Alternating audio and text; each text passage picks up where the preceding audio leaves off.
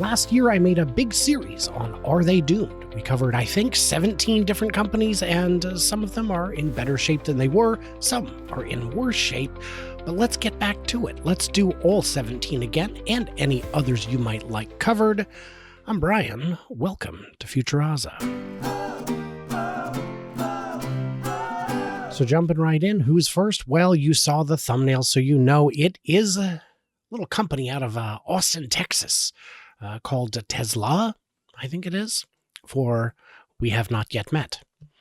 I thought it'd be fun to do this just before 10:10, because everything's about to change. I think it'd be interesting to have to revisit this, perhaps even maybe very quickly. Let's take a look. So, last year when I did this, I did it with guests, and it created some inconsistency because I used a different guest for a bunch of them. I did Herbert for some, I did Millen for some, I did Will from Tesla Jigsaw for some. It created a lot of inconsistency, so we're going to do it consistent style. How's that sound? With that said, let's jump into the engineering. Now, I used AI to make these because I thought it'd be fun, and we'll see how that goes. Surely there won't be any disasters coming up like this very thin I or this well-supported N. Great. Tesla's engineering, let's talk about it. Tesla's batteries in the floor, that's their jam. They were the first company to do that. They were the first ones to put the battery in the floor, and it made it was a new thing. That's pretty interesting engineering. Then we get to the heat pumps. That's pretty interesting. You know, Tesla had pretty standard heat management, thermal management, or so we thought, until we got to see the Superbottle. Superbottle was a big innovation, and right after it, they went straight into Octovalve. They went straight from one innovation to the next innovation, and then, of course, they were the first company to do over-the-air updates. Over-the-air updates is quite big, huge touchscreens, quite a big change from the industry. And then they've got things like the Giga Presses, being the first company to use Giga Presses, and not the only. All of these are innovations that others have followed, and they're trying to benchmark against Tesla. They're trying to say our EV needs to be as good as theirs, but you're benchmarking against the last thing, and you need to be trying to find out what the next thing is. And batteries in the floor, very unique. A lot of the things about the batteries is very unique, and that leads to efficiency. This is electric vehicle database. I've sorted it by efficiency. I've switched it to imperial units for my majority US viewers. In any case, you'll get the idea. Tesla Model 3 has a efficiency of 221 watt hours per mile. That's a very good, very low number, followed by the rear wheel drive, or the long range, 231 watt hours per mile. That means for every kilowatt that you put into your car, you can go 4 miles, or, almost 5, but really 4. 4 miles you can go. That's pretty good. Hyundai right behind it, Hyundai, Opel, Citroen. We're getting into cars that are a lot less exciting, but you don't have to scroll far before you find the Model 3 Performance, 250 watt hours per mile. That's only 10% less efficient than the long range. That's really good. And these are cars that Tesla's been making for quite a while.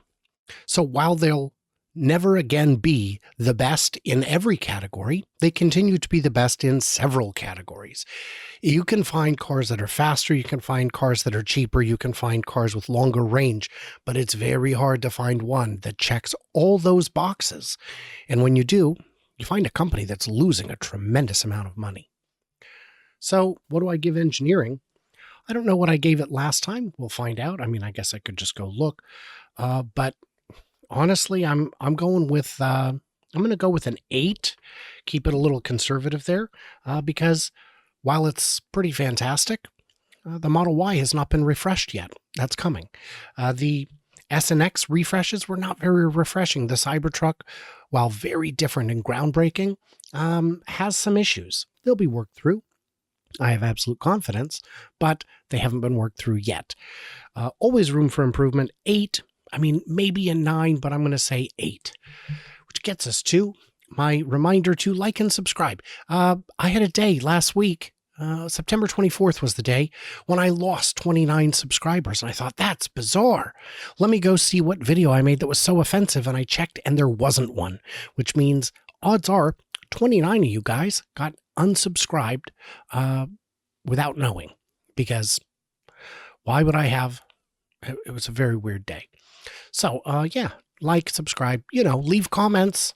Especially about which cars you'd like me to cover most and next and all that. So let's talk demand. We got to talk demand. Tesla sales fall again as more automakers crowd the electric vehicle market. Fair. There are people who don't like Tesla for whatever reason, people who don't like Elon for whatever reason, people who don't like sedans and SUVs. Maybe they just want something compact, like a smaller, fun city car, or something, I don't know. There's a lot of reasons people might want to choose an alternative. I disagree with them. I think they're missing something. I think they haven't had a test drive that would help them understand what they're missing. But there is good competition out there. The demand is still strong. Model Y looks like it will be the best-selling car in the world again. The Model Y may overtake second or even first place as the most popular vehicle model in the U.S. If it could unseat the Ford F-150, that would be seismic. So the demand is still very good, but how much is it growing? Well, we'll find out more when the Model Y Juniper refresh is released. But for now, demand is a little softer than you might like. Tesla's reportedly canceling plans to build a sub-$30,000 compact SUV. Well, they're getting so cheap as it is. Maybe they don't need to, but we've seen them pulling back. We know that there was some project they were working on with part suppliers that they drew back on. NV91 or something like that, they called it. I forget the name now, but it was canceled. Does that mean they're not going to make a new model? No, but it means the one they were going to make has changed. It's hard to have strong demand, to have growing demand without growing your model lineup. Musk says Mexico's Gigafactory is on pause over Trump's tariff pledge. Yeah, and of course, you are seeing this message because I'm blocking your ads. Of course I am. Why would I not block your ads? You think I want to give money to these guys? And the ads are so intrusive, I just can't do it. You need a new factory. The idea was that Mexico was going to build the compact. It was going to export it to all of South America, Central America, Asia, perhaps even Africa. Mexico has twice as many free trade agreements as the U.S. It made sense. The factory's on hold. We don't know why. This reasoning that it's because of tariff pledge doesn't make sense. That would only make sense if this was the only factory from which to import them to the U.S. And you can't just unilaterally create a new trade agreement. There has to be agreement. There has to be give and take, which is why the USMCA looks so structurally similar to NAFTA, which it replaced. So we don't have the new factories that would build the new models. We have existing factories, but we haven't seen them expanding. Giga Texas still has room inside. That's great. Giga Berlin has a little bit of room, but the footprints are not expanding.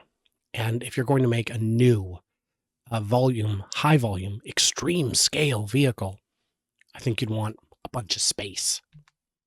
So let's talk cost controls. Oh, we got to actually rate the demand. I'd say 7. It used to be probably a 9 or 10 because they would sell. They couldn't build them fast enough. They can build them fast enough. They have excess capacity in Berlin and Fremont. No, not Fremont. Well, Fremont for S and X, they definitely have surplus capacity. But Texas, they have a lot of surplus capacity. Cost controls. What are we looking at here? Again, the AI, so good. Looks like I'm batting 1,000 on it. Cost controls. Tesla's pretty legendary in that regard. Massive parts reduction is key to Tesla's manufacturing efficiency. Not bad. I guess this loaded for me last time, but I waited too long and now I'm over my limit. Paywalls, I'm not even going to link you. You are just gone. So the lean transformation of Tesla and Elon. For lean design, they do very well. They've got good deals on parts. They've got good deals on good design and engineering. The big thing here is that they're saying that there are things humans can do better than robots. Yes, of course. But use conveyors only when necessary. Yes, of course. Remove wasteful. So what they're saying is the factory is, and I can't believe I have to say this, the machine that builds the machine. When you set up your process correctly the first time, you have room to save money. If you're making 1 million cars a year and you save $50, that's 50 million a year. That's a $500 million over 10 years. $50 is a lot of money. Their cost controls are very good. They get the best deals from suppliers because suppliers know that those orders are set in stone. Very good cost controls. So I'm going to go ahead and give them a 9 on that. And this is cash on hand, apparently. I think this is cash on hand. What a disaster. I'll fix that. I will fix that for the next episode. But for this one, you get to enjoy the 9 options I got when I just asked for the text. Cash on hand.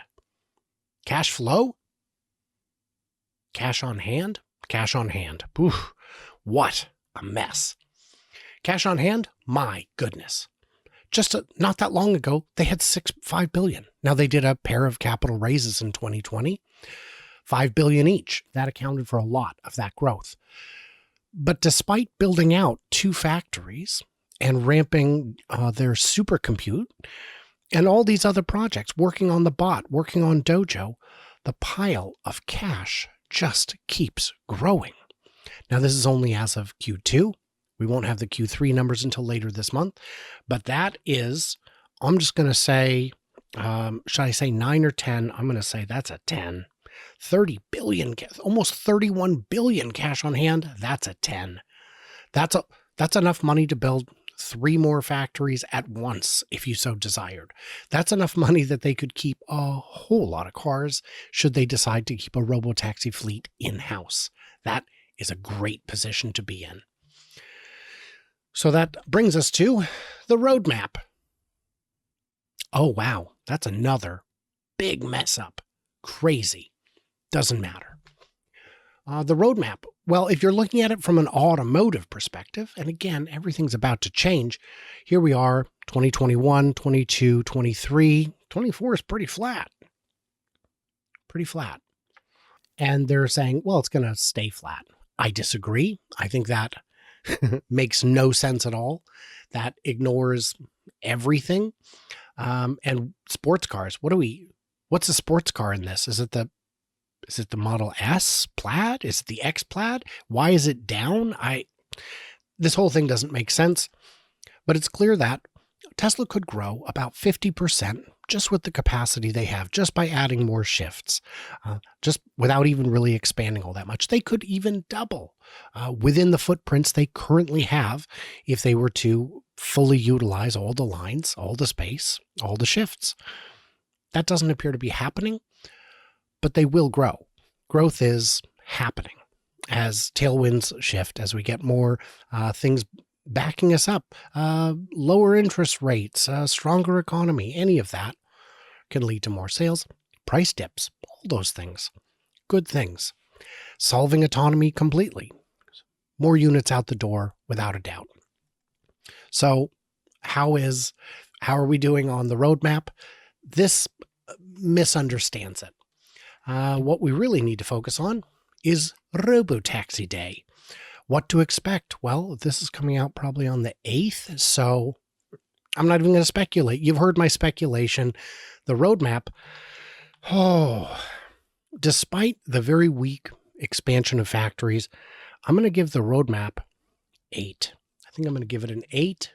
Yes, which means we can jump on over to here and see the score. Here's the scores from before. Now, these are out of 100, even though there's 5 categories. There were 2 of us. So we've got 8, 7, 9, 10, and 8. And we'll turn this back into a color that can be seen by the human eye and discover that the score is 84. Out of last time it was 86, 84, perfectly reasonable. The eroding demand didn't help. Roadmap might be a 10. I won't know until 10:10. So all of those things are good. Who should I cover next? What did I miss? What did I misunderstand? Leave it. I cannot wait to hear from you, clever robots on the flippity flop.